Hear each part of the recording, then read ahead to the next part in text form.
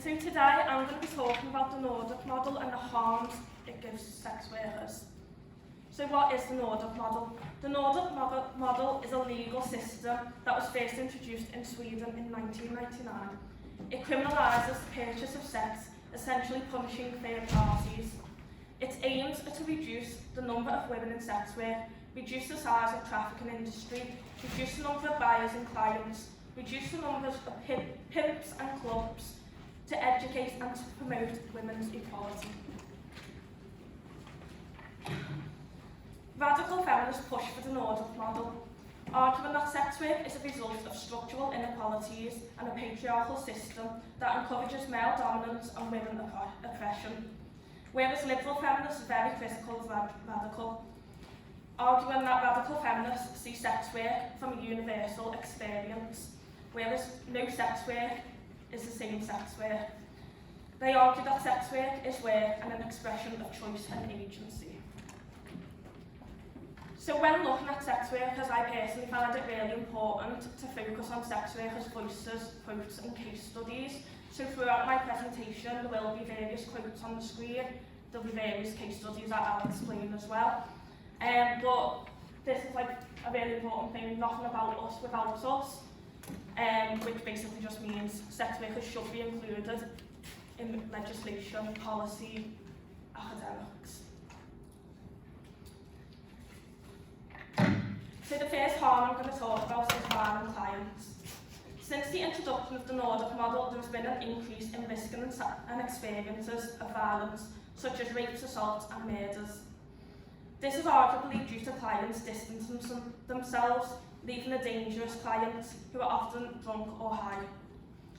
The less clients also create a competition among sex workers, meaning sex workers are more likely to accept risky situations and environments. This also limits sex workers' negotiation and bargaining powers, as there's been a shift in the dynamics.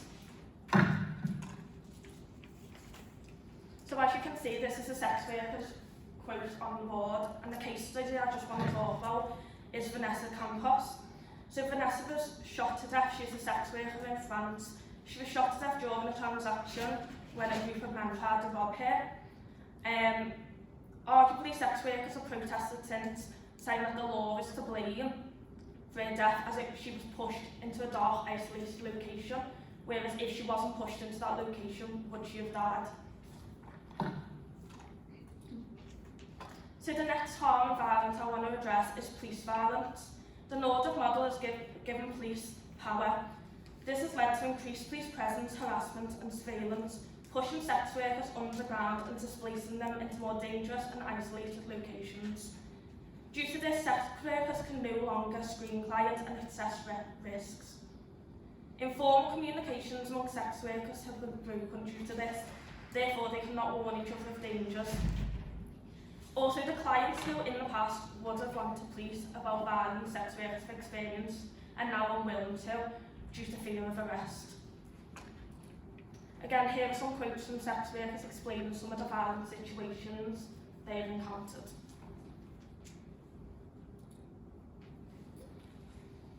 Sex workers face a lot of discrimination with social services as parents.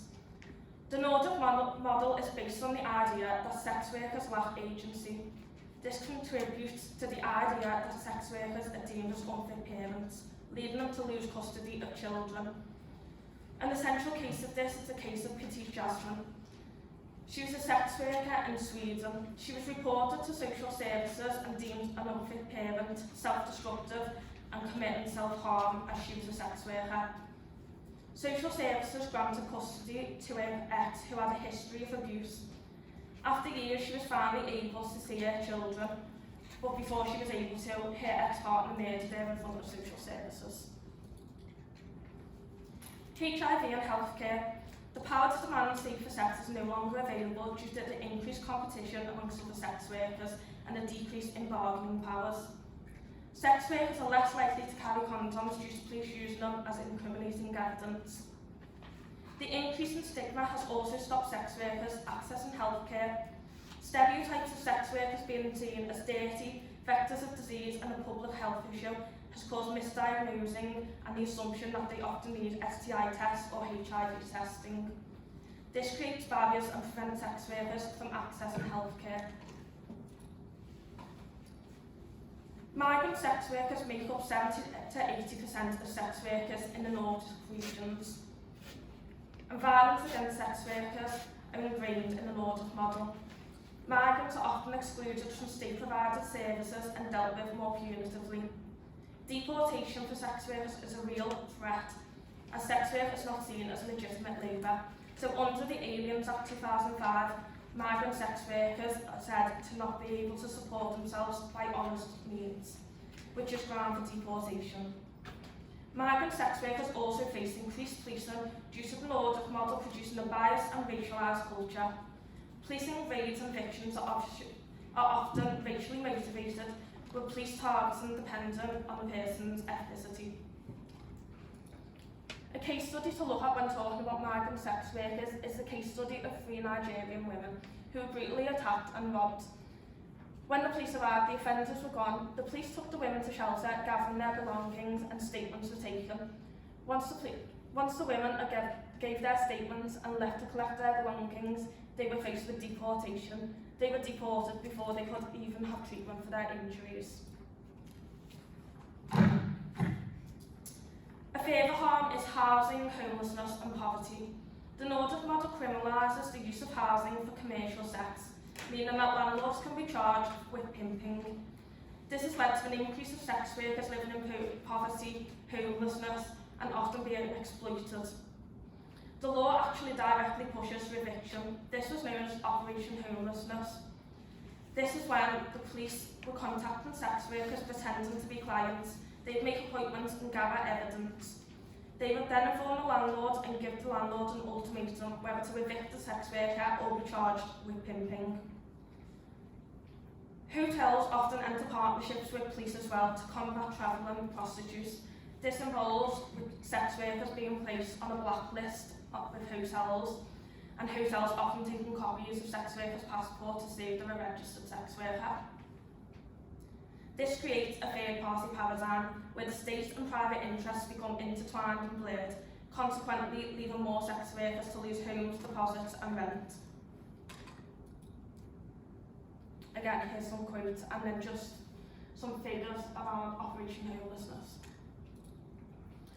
To conclude, the Nordic model increases violence, encourages police harassment, obstructs access to healthcare, contributes to poor living conditions, working conditions, and overall increases stigma and marginalisation, often disproportionately to migrant sex workers.